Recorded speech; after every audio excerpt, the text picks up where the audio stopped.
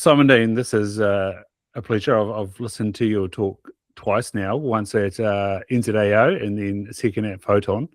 What do I want to start with is, why is light all of a sudden come to the fore? I remember about 2016, the Juve light came on board and it was like, how the heck does red light seem to do anything? And then, of course, we've had IPL quickly roll out after that. Your wife has had a lot to do with that. And now you're doing UVC. But, of course, as you've said in your talk before that, your corneal crosslinking, which is saving many eyes, again, is using light. It's great, isn't it? I mean, it's it just kind of makes sense. You know, there's well, like you said, Jennifer did the first study on IPL because it was like, really, is that going to work? It was like, oh, how does that work? We still don't know how it works, but it seems to, you know. But she did the first proof that it actually did stabilize the tear film and things like that. So, and now there's LLLT along with IPL, and they're both, you know, IPL is a great non-chemical anti-inflammatory, you know, so we know it does that much. So if you can avoid chemicals, generally, I'm a big fan. Like you say, with cross-linking, we're cross-linking kids now at counties. I did a 9-year-old the other day. Most other doctors would put them under general anaesthetic and knock them out. I just show them the room beforehand. We'll talk through it. We've got a nice team. They're relaxed and they just have it done under drops, you know. So if you can avoid the chemicals, that's great. And cross-linking is the only thing that can, you know, reduce the progression of keratoconus. So having a light-based treatment for that, I mean, that's the only treatment. And when I was building those, I think I built the first 12 in New Zealand for crosslinkers. There's still quite a few people that have them. I wasn't trying to make money out of it. Me and my brother, he's an electronic engineer down in Christchurch, Anthony, so he did the circuits for them. I did the optics, and then he sort of refined it and built it into this little device, and then somebody else wanted one and somebody else wanted one, so we kind of just built them to order. And that was using 365 nanometers, so UVA, which is completely harmless on its own. And then some people were looking at cross-linking for killing infections, which is called PAC-CXL, because the free radicals that are released with cross-linking, they're toxic to everything. That's what creates the cross-linking process. It's a little bit toxic to the collagen fibers, and they bond to each other. You need a little bit of, you know, nastiness in there to create this reaction, to get it moving. So the free radicals are actually a bit toxic and they kill bugs, but they're non-specific. So if you've got a fungal infection or acanthamoeba or bacterial or antibiotic resistant bacteria, then PAC-CXL works, but it's still 30 minutes. You're using harmless UVA combined with riboflavin, which is almost also harmless. But yeah, it's a long time. And the free radicals that it creates, they're toxic. You know, it's almost like putting bleach on the eye. Not quite so bad, but that kind of idea. You know, it just kills everything. So yeah, when I was looking at LEDs to build those, because we're doing some research on the PAC-CXL during my fellowship, which is a long time ago now, I found some LEDs that were at 265, which is the perfect wavelength. If you look at the wavelength that kills bugs, you know, in fume hoods or sterilizing pond water or drinking water, you know, the UV they use for that is UVC. And 265 is the specific wavelength that kind of is the harmonic frequency of the DNA of microorganisms. So anything outside that doesn't work very well. So 250, which is what you get in fume hoods and things like that with the old discharge tubes, it's about half as effective, which doesn't matter if you can leave it on for twice as long. But on the eye, if you leave it on for twice as long, you get twice the UVC dose and twice the side effects and twice the harm. So what we've done is we've harnessed that 265 because you can get LEDs now that do that, and back then you couldn't. I remember the days when you could get a red LED, you know, then green ones came along, and then blue was special, and then we had white LEDs, and now everything, you know, is LED lighting. So that's the progression of LEDs. And along with the wavelength going from red, green, blue, we can now get ultraviolet and deep UV as well. And the deep UV UVC is what is toxic to bugs, but it has to be 265. 275 works, 250, 255 works as well, but you need more time, bigger dose, because you've just got a sort of a peak of effectiveness against the DNA. So anyway, I bought one of those. It was about $278 US. I remember that back then because I wasn't earning any money on my fellowship. It was one of these ones you do unpaid. And yeah, we tried it and it worked. And 1 second of that was equivalent to 30 minutes with the PAC-CXL. That's the difference, you know, and it's, so we're using 5 seconds on the eye now in sort of preclinical, no, tolerability human trials. Yeah, first in human trials underway at the moment. 5 seconds is working in animals. And the good thing about this one, just like crosslinking, is it will kill everything. So it kills bacteria, antibiotic-resistant bacteria, exactly the same. They don't know any difference. Fungi, they're harder to kill. So that's why we're going to 5 seconds, not 1. Acanthamoeba sounds promising. Viruses sounds promising. We've got all these research projects underway at the moment, but we definitely have done a lot of work on bacteria and antibiotic-resistant ones. So it doesn't replace antibiotics, but it really reduces the bacterial load or the microbial load. And then your body has got an immune system. It can clear it up. If you've got some antibiotics, if they're the right ones, it helps it. If they're not the right ones, at least you've sort of wiped the decks with it with the light anyway. And there's no chemicals, so you don't need to store it. You don't need to ship it. The device, you can charge it up and use it 100 times. So places like Africa, India, where you haven't got antibiotics, I mean, it should be handy there, but we've got to prove it works, and we've got to prove it doesn't do any harm. So, well, the other way around, actually. Yeah. What people ask, yeah.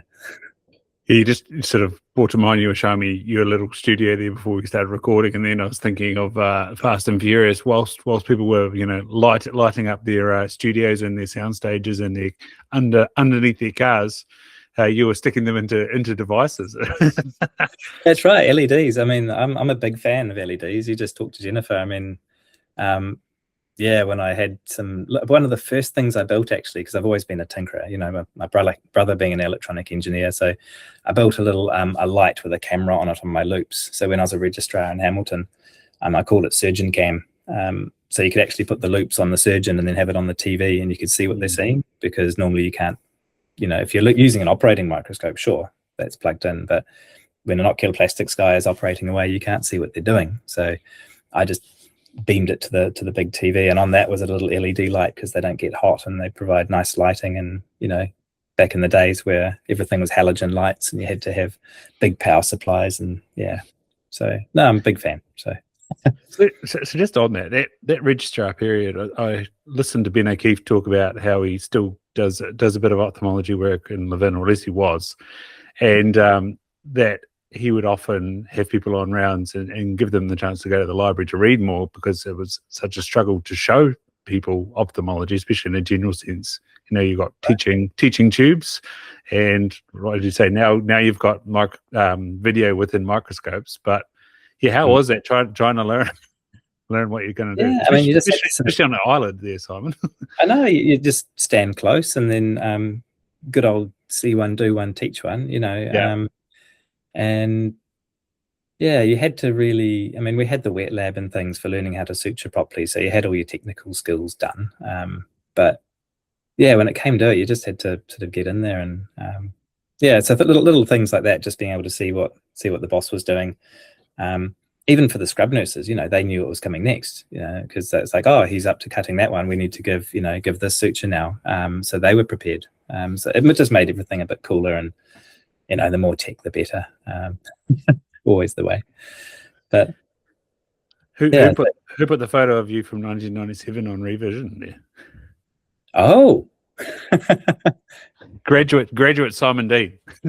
Yeah, that's right. I remember that. Yeah, but when I started, which is 4 years ago now. Yeah, they were asking for some more personal shots. That's right. Was that with me with my big shaggy hair? Yeah, fantastic. Yeah. So no, I was living away from home, and I was a poor student, so I wasn't cutting my hair. I wasn't going to pay to do that. So it just grew long like big Shirley Temple ringlets. Yeah. So I had to cut my hair when I got a registrar job up in Auckland. Nice. And so then, how did you get into eyes? I always wanted to do eyes. Yeah. Nice. Really into photography, so optics. I'm the optics examiner for the college. Actually, I've just handed that on. We've got a different optics chair now, but 12 years of doing that. So I really like optics. I was this photographer for the school paper. I had my own dark room at home, and I went and sat in with Tim and Jane Langford in Tauranga, the optometrist there, because I wanted to be an optometrist. I thought optics, photography, be an optometrist. So I was going to head down that path. And my dad's a GP, and he said, oh, yeah, it's pretty good. Have you thought about being an eye surgeon? And then I read the Fred Hollows book, and I was like, oh, yeah, that sounds pretty good. And And yeah, then I went to med school to be an ophthalmologist. So I wouldn't have been any other doctor, I don't think. It's not as glamorous as it sounds on, it's not like it is on TV. So I probably would still be happy being an optometrist or a photographer, but I've become an eye surgeon. I get to operate on optics, which is quite cool, cataracts and things. It's great with all the technology we have these days. Just being able to use that toric lenses and alignment and things, it's really quite neat for cataract surgery. But yeah, no, yeah, if I wasn't doing eye surgery, I probably wouldn't be being a doctor. I'd probably be a photographer and some sort of creative thing. I don't know, Weta Studios or something like that. I don't know. I like the idea of technology and creativity and optics, and I liked infrared photography. I used to use film cameras with infrared, really interesting effects. And I've been just trying to figure out if like the sensor on this computer here, if it'll pick up the UV from the device, because I've got one here. And I was just firing it at the camera before, and it can, it can just see it, whereas for us it's invisible. So, yeah. So, yeah, that's what brought me into med school. And yeah, in my elective, I went to Eritrea in Africa, where Fred Hollows set up his lens factory. So I met the guys, Dr. Des Belly there, people that Fred had worked with and helped train up, and he opened the lens factory there so they could then continue doing surgery. So he made something that was sustainable, which is very different from a lot of other doctors will do. They'll go and help and then leave again, potentially leaving some complications. They do a lot of good, but they can't have that sort of continuity of care. Whereas Fred went over, taught them how to do it, built the lens factory, and left them. So that was really quite pioneering back then. And he set up one in Nepal, and it was really interesting because I spent 3 months there and looking through the lens factory in Asmara, which is the city that's about 2.5 k's up. It's really, really high, so it virtually never rained there, but dusty and dry, because you can imagine, at altitude, there's virtually no humidity. And yeah, there's this amazing facility where you go in and put on these gowns, and they were making these intraocular lenses, which would rival any of the ones that we use these days. One-piece ones. These days, the ones we use are foldable, but as far as one-piece lenses go, the ones they made were amazing, and probably still are. So that was 30 years ago. Yeah, I think when Alcon bought out their material 3-4 years ago, might even be 5 years ago, time's flying, isn't it? That was, like I say, one of the first new materials in a very long time. What have you sort of felt with these new materials and foldable lenses, and like you say, the tech inside your optics now, aligning things up and making small incisions and stuff, like excitement. Well, that's exactly it. Yeah, smaller incision, the less surgically induced astigmatism. So if you can make a softer material, you roll it up, you can put it through a smaller hole, and then, because I was brought up in the days of echi surgery. I was still doing echis as a registrar, and phacos. I was one of the ones doing both. And an echi, you chop open 1/3 of the eye, and you suture it up so people can see again, but it's, the masses of astigmatism, and potential for infection and things. So, yeah, things have come a long way, but it's good to have that sort of grounding and to know what it was like back then as well, sort of for both camps, because that's what they're doing in Africa, and they're doing it really, really well. Although they've probably moved to phaco now, but when I was there, it was echis. But now it's probably small incision cataract surgery, which is a nice, safe way to do an echi, but through a smaller incision. Yeah. And post-op, you guys are doing is it cremular when you right. The antibiotic? Yeah. Yeah. I mean, it just saves the patient putting in so many drops, and I think some places in the world are moving to no drops after cataract surgery now, because you just squirt a bit in there and leave it. Yeah, so that's. We'll watch. I don't know if any people in New Zealand are doing that yet, but certainly in the UK, it seems to be safe. So I've had 1 or 2 post-ops. It's like the people have appreciated it. Yeah. I mean, you've got all these different drops, and it's like, which bottle do I use? And they get confused, and which one's the antibiotic and which is the steroid, and no, it's good to see things evolving and just slowly getting better, but trying to stay safe as well at the same time. And that's where this, UV tech comes in as well. If you can avoid drops, if you have somebody come in and see you, they've got a corneal infiltrate, you know, little 1 millimeter, half millimeter diameter thing. They're a contact lens wearer. It's like, you know, is that Pseudomonas? Is it sterile infiltrate? You know, 5 seconds with this, it's sterile. You know, it's that's where I hope we are in about 5 or 10 years. At the moment, you know, if it was me, I don't wear contacts, but maybe I should. But if it was me and I saw somebody with, you know, a possible, you know, contact lens keratitis, you know, they'd definitely be on drops no matter what. But with the UV device, it'll be good just to give them a zap and know that you've got any bugs that are there, whether they're antibiotic resistant or not. Still use the antibiotics because they're gold standard. Why would we take that away? But maybe in a few years, the smaller ones we can just manage with light rather than with chemicals. So it'll be really cool, but we just don't know yet. We have to do the work, do the studies. Yeah. On the study side of things, obviously you go from 97 to 2008 and continue to keep learning. This continued evolvement of technology and the way you do things, and like you said, looking back on the way you used to do things and how it's developed. And then you look at a device like what you've got, which is being able to be used in animals, and like you said, we can expect it in humans 5 to 10 years all going to plan. How do you sort of attack like it's just all a learning process, isn't it? And step by step you're going to go along and find things out, right? Yeah. Yeah, it's like shifting sands. You know, we've been at this now 15 years or longer. It's not sort of suddenly a flash in the pan. It's like, here's a device. You know, it's been it's been slowly evolving, and a lot faster recently, because I think somebody said to me once, you know, if you go and try and put money into a patent, it's like going to the casino. You know, some people go to the casino, some people put money into a patent. You know, the house always wins. Patents don't usually come up. Maybe at 1 in 10 patents will work, and ours did. You know, because it was novel. And then it actually worked, which was cool. So all the studies we've done, they've actually been, you know, the results have come back pretty much black and white. It's not like we have to do 100 to try and tease out a small effect with a new drug. It's like, you know, it works. And you know, that's in all the preclinical studies. So on agar plates and things like that. So it's really good to see it now. It's been on the market to vets for a year because their regulatory processes aren't so stringent as humans. We don't have FDA for vets, things like that.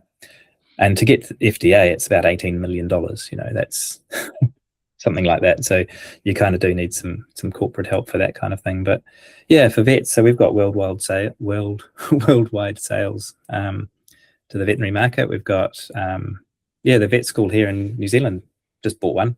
Didn't even know I was here. You know, they bought one, and then I found out from my CEO. Like, these guys in New Zealand have just bought one. Have you been talking to them? It's like, no.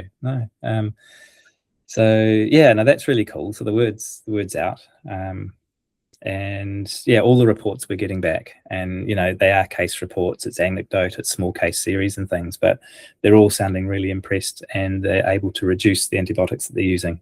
So from the Royal Vet College in London, they're doing our major trial over there at the moment, and they've been able to sort of say, even while the data is being collected, that they can tell which ones don't need antibiotics for as long, because they've had this device being used, because they're randomizing them, and it's all, you don't say double-blinded in eye trials, but you say, yeah, masked, and it's clinically masked trial.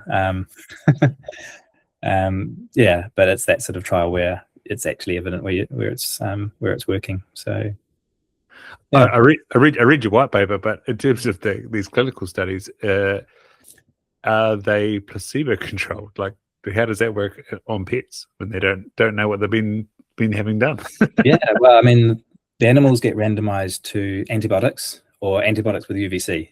And you're exactly right, because it's invisible, it's painless. You don't even know it's being done. So for the tolerability trial we're doing for humans here in Auckland, we're taking healthy volunteers, we're treating one eye and the other eye is a sham, but you just don't pull the trigger because it's quite quiet.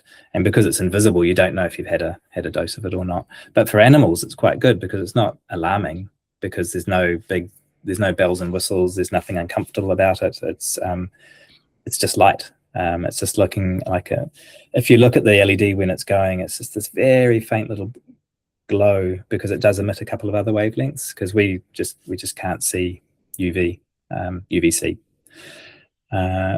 Yeah, so it's really nice because you don't have to anesthetize animals. You just hold them and they're sort of looking at you going, what is that? And 5 seconds. If they stop halfway through, if they move, you can just let go and then continue the treatment. So you know you've given the full 5. So, and we've had a good design team on it. I had meetings every Tuesday night for years with the engineers, chatting engineering stuff, which has been really fun. You know, I like that. You know, me being a tinker and but also being an end user. You know, I've used ophthalmic devices before, and it's like, yeah, it should do that. It should do that. Or don't make it do that. You know, that would be annoying. And they're like, okay, because they're engineers. They'll do what you tell them. And then at the other end, it's like, oh, you know, we need a current, you know, to the LED. It's this new LED we've got will take more current. What should we use? And it's like, well, use an LM517 current limiting device. And they're like, what's that? And they looked it up. It's like, oh, yeah, it is, because that's what I used in one of my other things that I built.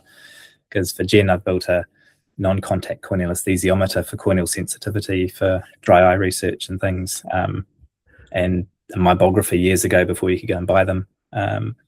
So yeah, it's good fun building little circuits and things for research projects. And yeah, and this one's actually a commercial. I think there it is. There's the box. Yeah, it looks pretty cool. So I mean, that's all very professionally done, and the actual device itself, you know, it's just started on up, but it's yeah, we've had a good design team, and yeah, it looks looks like a nice piece of kit there.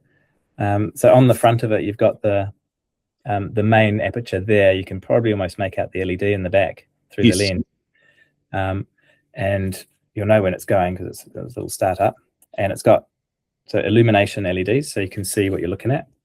You can click that over to blue, so if you want to see fluorescein, and so it's actually like a little mini slit lamp, I guess. So you can examine things up close, use the blue light for contact lens fitting. It's pretty cool, you know. It's instead of outwards, you can you know, look at RGP fits and things.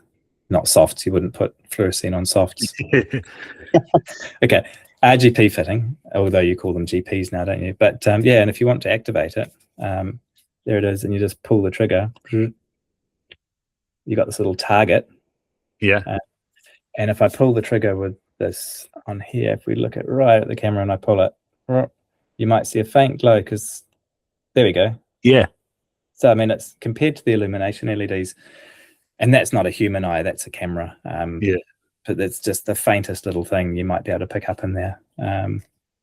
And yeah, just a nice little easy sort of turn it off, boom, done. Did you have a knack for industrial design? Or?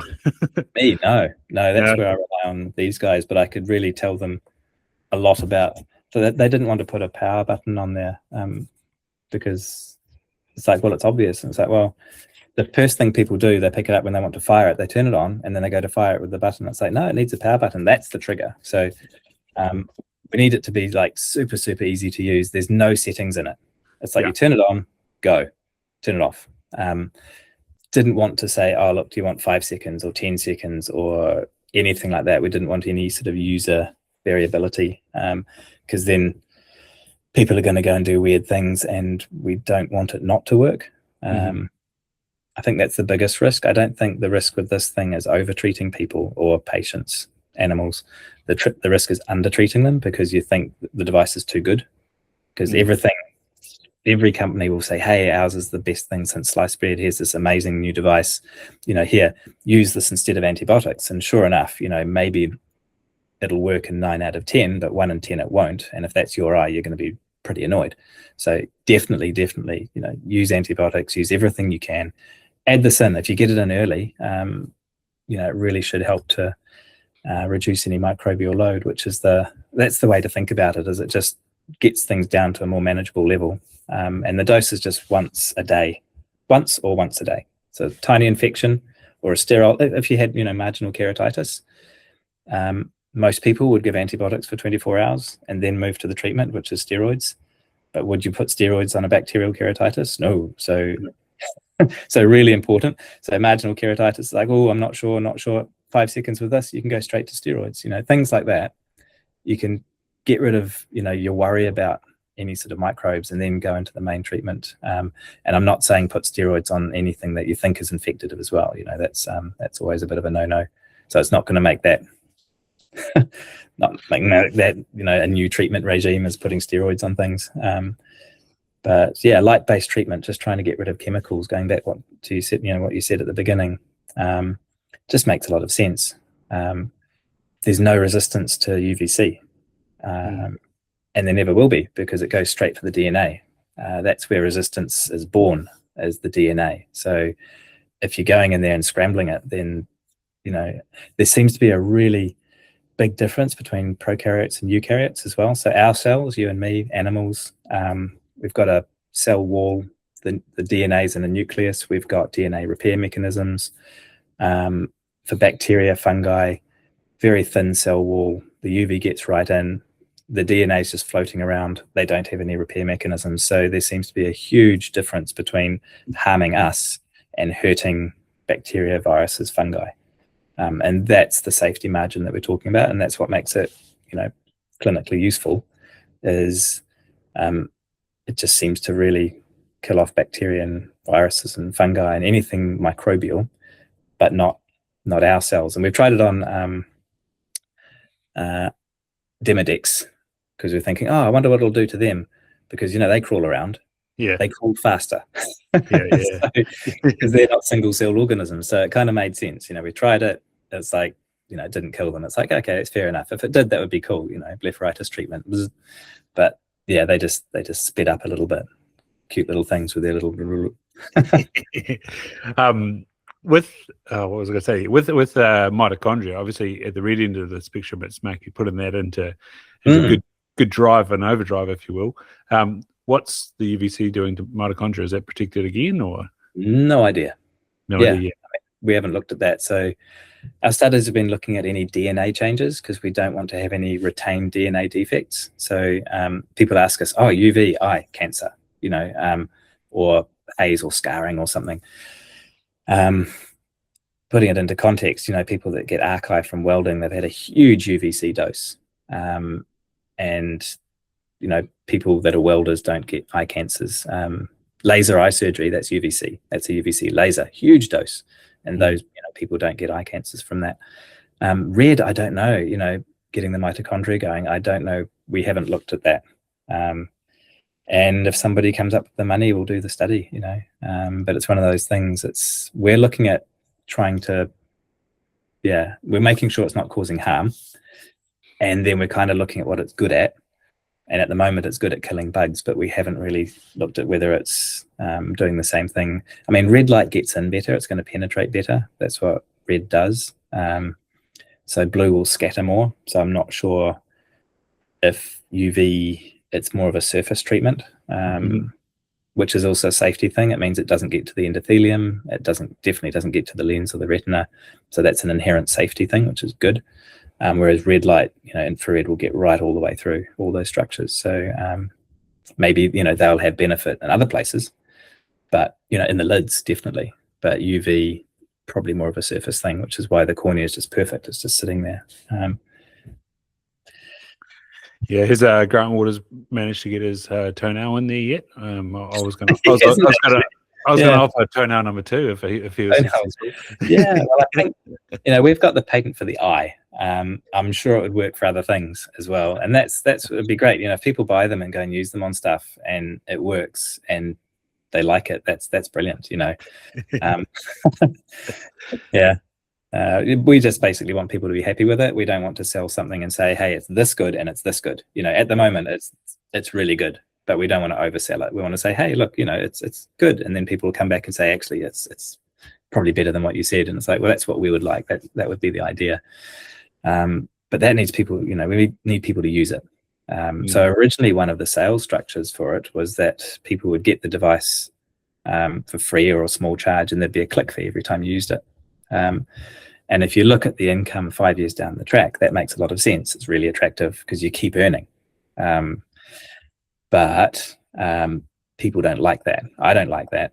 And if we come up to version 2, version 3, you know, where it has, you know, we can do image acquisition or maybe AI or something like that for recognizing different types of infections, then, you know, as we do updates, we want people, you know, we want some brand loyalty, and we're not going to have that if we have a click fee. So it's just, so you buy the device, use it as many times as you like. We want people to use it, try it on different things, give us reports. We want feedback on that. But like I said, I think the problems with it will be people overconfident, or we had one anecdotal report from a dog with an infection, and they used the device and they went away and brought them back in a week to see how to, you know, to see if they needed another shot, and then maybe to give them antibiotics. It's like, well, you know, infections, you know, it's going to be up in a day. So that it was a bad infection when it started. They gave them one shot, which wouldn't have been enough anyway, because this is great for early infections. But like any bad infection, once it's bad, it's bad. You know, this isn't magic. So just for expectations there, this isn't going to, if somebody's got a really, really nasty corneal infection with a hypopen and things, it'll help, but it's not going to undo any corneal scarring. So yeah, they just used it once. They brought them back in a few days. It hadn't got any better, and they're like, oh, yeah, maybe we should have used it more. So we've reported that to ourselves as a adverse incident, you know, because it's more the teaching behind it. We obviously didn't let them know that it's a once a day. So if it's a bad infection, use it once a day until it responds. So that's our bad. But that's, again, it's a learning process. When you've got new tech, we've got studies coming out, you know, all the time. We're learning how it works. We've got the safety sort of locked down, but the efficacy we're still working on. So, you know, which infections is going to be good for. We know fungi are a little bit harder to kill than bacteria. Do we need to treat them twice a day? You know, is once a day enough? You know, these are the unanswered questions at the moment. But it does seem to be pretty effective on agar plates for fungi. So you brought up DMEDX there. I was lucky enough to have Jordan Cooper in as a final year student, and he made note of your kitchen table being covered in you talked about tinkering there. I actually remember you at when you were with the Institute the day seminar. Talking about importing observational microscopes from China for less than $100, so we could all have a look at these things crawl around. There's obviously no ethics on DMEDX. You and Jennifer seem to see what you can do with them and what works on them, and obviously what speeds them up now. Yeah, I mean, there are studies underway all the time, and it's really easy to add to ethics than just to, you know, start a new one. So I think it might have got added to something, but no, you're right. I remember those. I've got one in the cupboard here somewhere. But yeah, those little video microscopes, $100. Yeah, and you can take images, but you pull out a lash in the clinic, you put it down, and you wind up, if you've got the time, you know, and you can show somebody this little DMEDX mite crawling on their eyelash, and they're like, whoa, that makes them do the hot compress and treatment, you know, and the lid scrubs. It really does. Around the same time, I won a model from Jennifer, and waving that little. Well, it's not little. It's a big long. Oh, you got one of those. They're so cute, aren't they? and like the kids are always fascinated, and then I bring up the electron micrograph image of it, of the sort of, like you said before, with its hands there, and then there's another version on Google where someone's photoshopped it and put rouge and lipstick and butterfly clips and stuff in its ear. Yeah, I mean, they're living on most people, you know. It's like house dust mites in the house. I mean, they're all around, but if you have asthma, it's bad. So, you know, DMEDX, I think most of the time they're probably harmless, but people just don't like the look of them or the idea. But I think if you've got other stuff going on like rosacea, then they probably just annoy, you know, the skin just that little bit more. But yeah, it's not a nice idea with these little mites crawling around anywhere, is it? So yeah, but it's the same sort of thing, you know, DMEDX, rosacea, eyelashes, house dust mites, asthma, keratoconus. I mean, all these things we've talked about, they're all kind of this sort of atopic type of picture, aren't they? So yeah, the less chemicals we use, the better, I think. And then on the likes of herpetic virus, I had someone on an immunosuppressant come in last week, and it was right up their cornea. What's it going to do, or what's the idea of the UVC for something like that when it's reactivated and gone to the cornea? We really need to do the trial. There's promising results that it works on viruses. We had a CAT scan FHV, feline herpes virus, and we've got some promising results here. Nothing written up or published yet, but we had a study lined up to do FHV in cats in France, and we sent the device over, and then COVID hit. And then all the viral labs just got, you can imagine, inundated, and we've never really sort of come back from that. So a lot of our work was done kind of during COVID, which made it a bit hard. You know, it kind of did put the brakes on a bit for studies like that.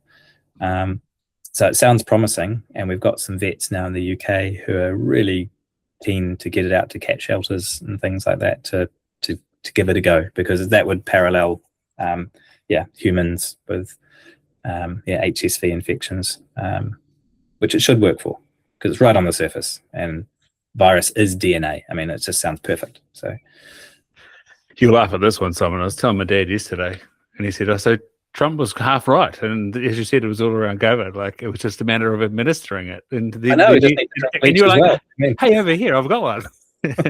I don't know how we got it down their throat though. I know, yeah. It's like, yeah, that's really quite funny. Because this works against COVID as well, but just getting it in there is going to be the tricky thing. You know, it's administration. But yes, no, UVC kills bugs, viruses. It sterilizes surfaces. It's been used in fume hoods, sterilizing food surfaces and things for years. And now they've got little robots walking around in airports and things, you know, with the UV when nobody's there, and operating theatres, when you walk out, it goes bzzz. The UV lights come on. During COVID, I bought a few, actually, these big tubes. So when we went and did the shopping, I'd come home and irradiate all the food before we put it away, just to make sure there's no, you know, COVID viruses sitting on there, back when the fear was high. So yeah. So did you add nuance to a few of those conversations then? were you a little bit of a actually?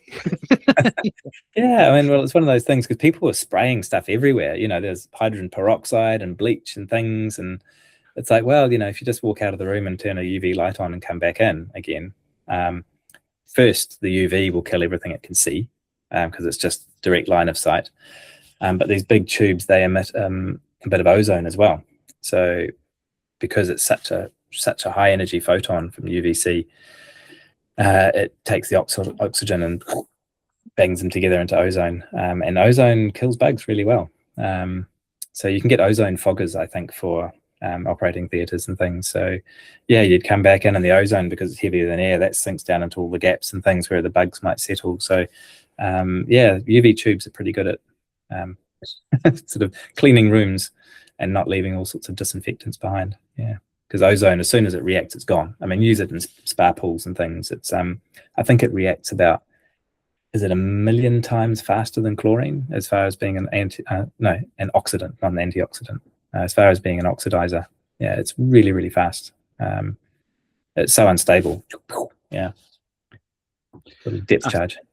Yeah. So, who is it? Is it always eyes that comes up with these things? Because it's right there. It deals with so many organs all at once, and is that why eyes feature with these technologies, or what? I don't know. Yeah, certainly our one, eyes, because nobody had ever thought of shining UVC on an eyeball therapeutically. You know, people get snow blindness, and it's a bit painful for a few days, and that's UVA and B. Arc eye is UVA, B, and C. And so who would have thought that you go and try and do that therapeutically, until this LED came out, which was just the right wavelength, so you didn't need a big dose, and you could turn it down. You know, it's such a low power, tiny amount is needed just to do the job. So yeah, so basically that's the story. That's what we went to the patent office, and nobody else had thought of it, so we got it. The gap was open. Made it a bit harder doing research because nobody's done it before, so we didn't have anything to follow. We had to, do one project, see what the result was, that what came out of that, then do the next project, then do the next project. We had to learn from the step behind us. We didn't have anybody else around us doing the same stuff, and so that takes a lot more time, because you can't line up 5 studies and go, yeah, we'll do this, this, this, and this, because we had to do one study, find out what it did, could we take it to the next level? And then we'd learn stuff from that, and we had to change the next study, and then we'd go for ethics. And you can imagine ethics takes 6 months. So it's just a very slow iterative process when you've got novel technology like that. But yeah, 15 years down the track, here we are. So what does the patent provide you with? It's just elbows. Yeah. For how long? Like we've got the space. I think it's 20 years. So yeah, we've got a few years left on that. And we've got another patent we've used to ring fence the first one with all sorts of other ideas, because the company's got a bit more cash now. So it's like, okay, let's brainstorm and think what could we use it for. So we've got that out there. That's a worldwide one. And that's slowly now getting approved in different jurisdictions. So that's quite neat. Yeah, again, it's like gambling. You go to the casino or you throw money at a patent, but and now the device is sort of able to be produced, the research can also be done easier. Like obviously they've got to go through the process. Yeah, but I mean, for FDA, for example, you need to do the research on the device that you're going to sell. Mm-hmm. If you change one resistor, you've got to do it all again. So now that we're producing it, and it's exactly the same device for humans as it is for animals, it's just the label on it. Because that very reason, and we couldn't do studies before because there wasn't much point with, I built the lab devices, and that's all very well and good, but the spot is 4.5 millimeters diameter, and our cornea is 12-ish. So, you want to cover the whole cornea. So for a Petri dish, fine, 4.5 millimeters, you see a spot effect, you've got this lawn plate of, bugs. But for any clinical work, you need a bigger spot. And so we needed the commercial device to be able to do that. Yeah, and that took time because there are issues with building a device that nobody's ever done before as well. Little things pop up, like, can you find the LED from somewhere? We got them, from reputable sources, and they say we want 265, and they deliver this big shipment of 275. So I bought a spectrometer years ago, and so I was testing all these LEDs as they came through, and it's like, no, 275. Obviously they can make them a lot more cheaply, and there's one outfit that did 265. It's like, yep, that's the one we want. Otherwise it's half as effective. So wow, yeah, that's the difference. I mean, 10 nanometers, it's nothing, but yeah, it's just going to be right at the peak. So yeah, there it is, and it's built into that little machine there now. So yeah. And so what do you do? Go out to the universities and at meetings? And I mean, actually, most of the research has been me, Jen, Sanjay here in Auckland. Jen's got access. She knows how to write a study, put it that way. It's like, and knows how to write a good study, and absolutely zero rubbish. We don't want anything. We don't want to extrapolate from results. You just publish the results as they stand. And luckily, the results that we've been getting have been pretty good. So yeah, but when it comes to the clinical work, now we've got devices out there, vets are buying them, and they're starting to put case series together and things, and it's echoing what we've done in the lab clinically, because the studies we did, we used bioluminescent bacteria, for example. So when they're alive, they're glowing. And you can measure that. You put them in a little machine, you can see how much they're glowing, you can tell how alive they are. And as they die off, that glowing goes down and then it stops. So yeah, you can't really do that in a clinical setting because the bacteria aren't glowing. So you can't really see when they've stopped. You just see the wound healing, for example. So the study that we did, we looked at wound healing, we looked at the glowing of the bacteria, and wounds healed at the same rate the glowing disappeared. So we can use wound healing as a surrogate for effect.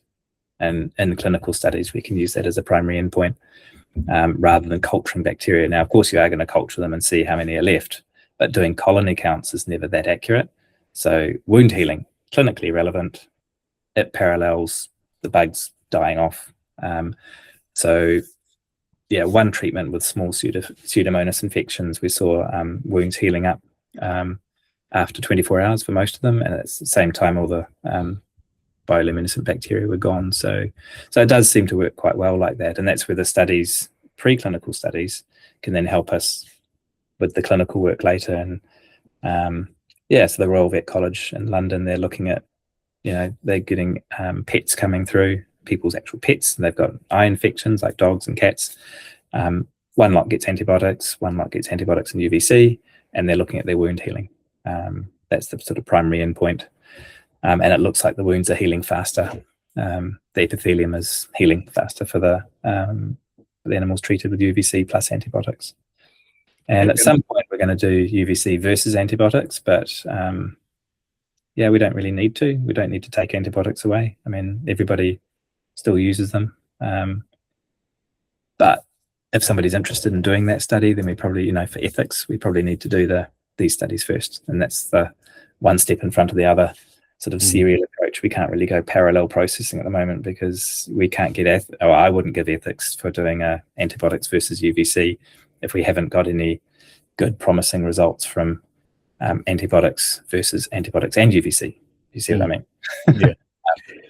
And back to the device, you said you could image with the device, right? So you can get whilst you're at it. Look, it's all very well for us in the slit lamp to take a beautiful photo or video, but pets, I'm sure, are a lot more fun than that. So you have to have that handout device and snap, and then away you go. It's quite good.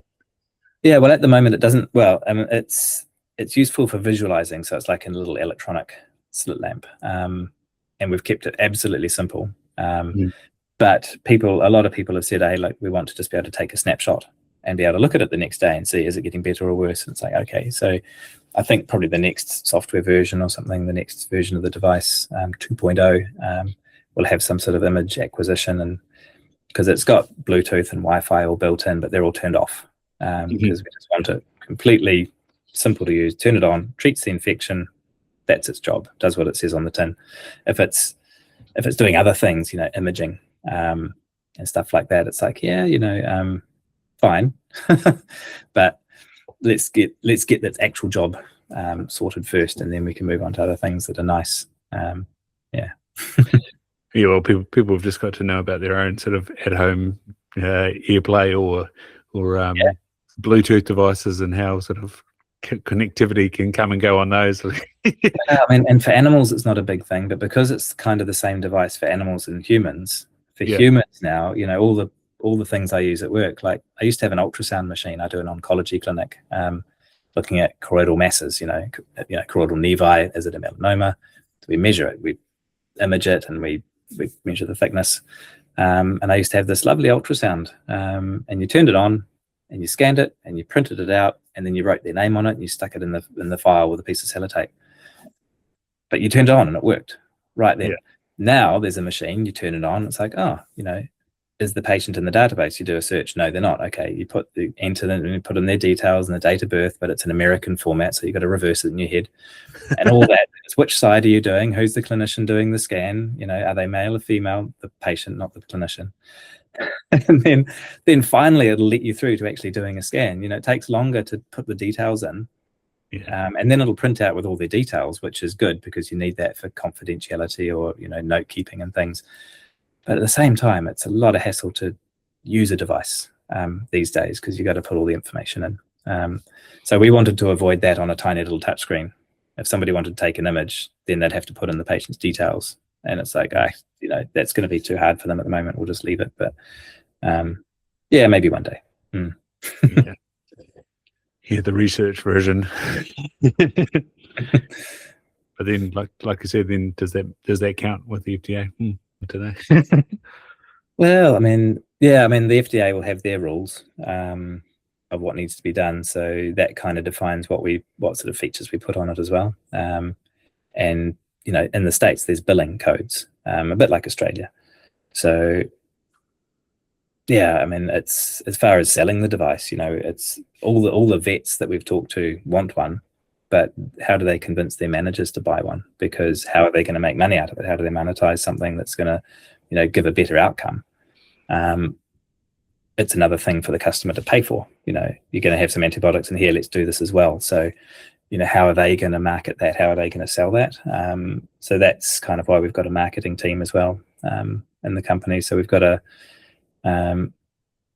from a company which was based on just some directors with none of us making any money. I haven't had a cent from this company yet. I put a lot into it, but we're not taking anything out.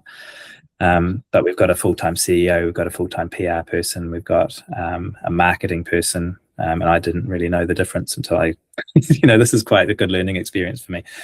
And we've got a chief engineer. We've got a lot of people, full-time now that we're looking after. So it's quite a big company. Our board's just grown from 3 to 5 people. So it's a very kind of mature company now. And we've had sales for a year. It's keeping itself afloat. But we just want that to sort of slowly just gear up, and we've got the animal side working nicely. Now we want to try and branch out to the human side, but that's a whole different ball game. I mentioned the cost of FDA before. So, in America, they've got their own, I think, is it CDA? In Australia. There's different regulatory. So we've got to tick them all, MHRA in the UK. Is it CE or something like that? CE in Europe. Yep, all these different ones. So if we do studies, we're going to have to make sure we tick all the boxes with the studies that we do. So we're definitely going to need help for that. That's And with it being partly based in the UK, how does a board meeting work? Well, that's my Tuesday nights. Okay. So once a month we have I'm sitting here just like I am with you now on a Zoom call to the UK, because their 8 in the morning is either my 7, 8 or 9 p.m. depending on time.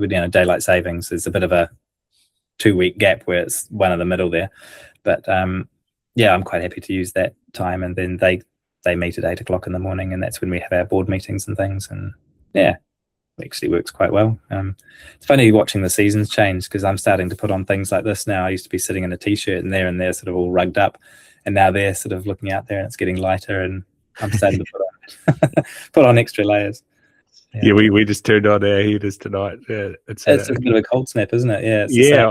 And it was especially the oil column one. It was making a whole bunch of like ding ding ding ding sounds as it started to go, and the dust that's obviously on the two of them was letting off a nice aroma. I've been gutsing through. I get home, and every other night or so I'll go and swim 50 lengths. It's 500 meters in our pool here, and it's getting a little chilly now. It's not bad, but I can see the end coming of. I'm certainly not a winter swimmer.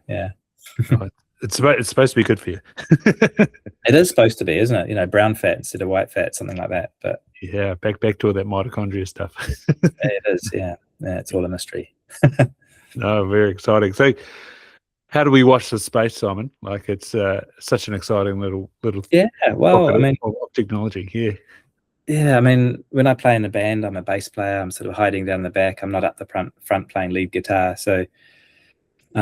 People have been asking me, like the CCLS conference just recently and NZAO, people ask me along to say, hey, we want to hear about this device. And say, oh, cool, happy to talk about it.